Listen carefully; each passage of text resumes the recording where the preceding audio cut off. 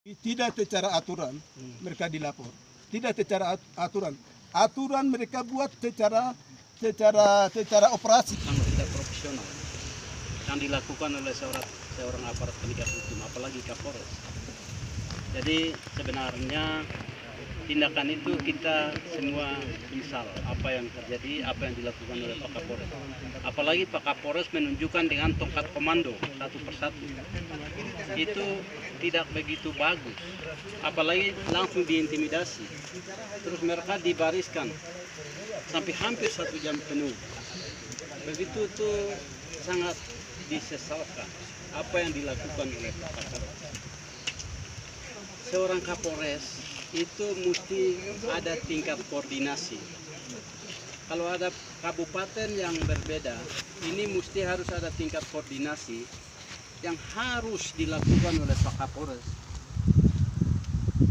Mambramo Tengah dan Kapolres Jaya Wijaya. Tingkat ini perlu, tapi tingkat ini tidak dilakukan. Jadi Pak Kapolres ya dianggap kalau bahasa kasar itu masuk ke wilayah orang lain, mencuri.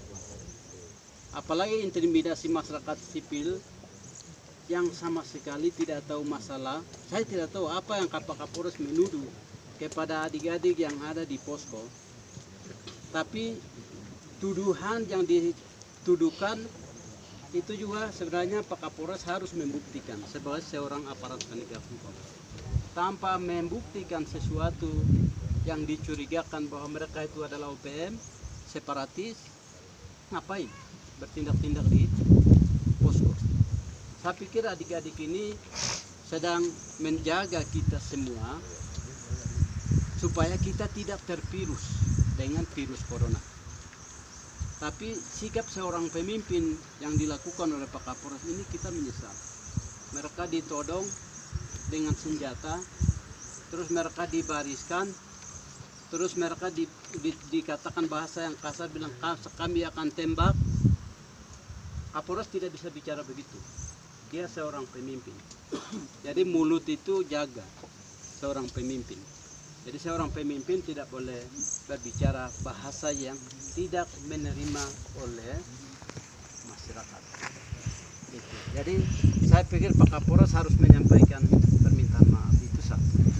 Yang kedua, itu pemalangan ini kan dilakukan oleh tim asosiasi Pegunungan Tengah. Hargailah mereka. Apabila ada masalah Secara operasi militer Kapolres mereka lakukan. yang turun ke sini Kapolres Mamting sendiri atau dengan siapa? Dengan anggota. Berapa banyak? Mungkin adik-adik sendiri sudah tahu berapa banyak turun, mereka sudah tahu. Jadi saya tahu sebanyak apa. Dia dengan Kapolres dengan anggota lengkap. Pakai senjata Jadi, lengkap. Pakai senjata lengkap, mereka periksa semua di dalam ini. Mereka dikatakan di wilayah kampung tingkat ini, dia bilang di sini bukan OPM. Seluruh Papua adalah itu OPM. OPM. Bukan kampung ini saja OPM. Anda Kapolres, tapi dia termasuk ada di Wamena atau ada di Mambramo Tengah, tugas di Papua berarti termasuk OPM.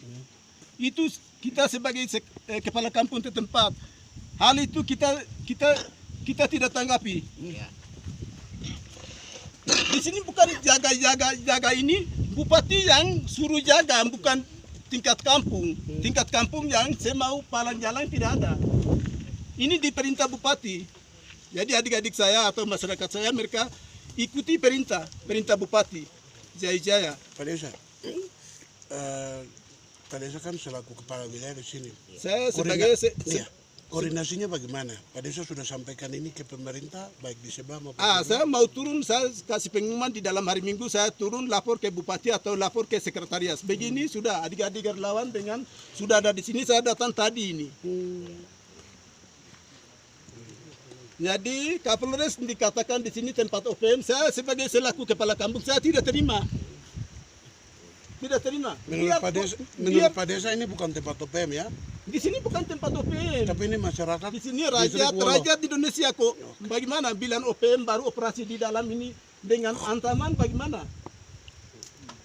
Itu saya tidak terima selaku kepala desa tempat, saya tidak terima hal begitu. Operasi kayak militer, operasi semua di dalam, hutan-hutan jaga di atas sana. Bagaimana kalau begitu? Di sini aman kok, tidak ada apa-apa. Kita ikuti program pemerintah yang dukung rakyat yang ada di sini. Oke, cukup. Pak Desa bernama siapa?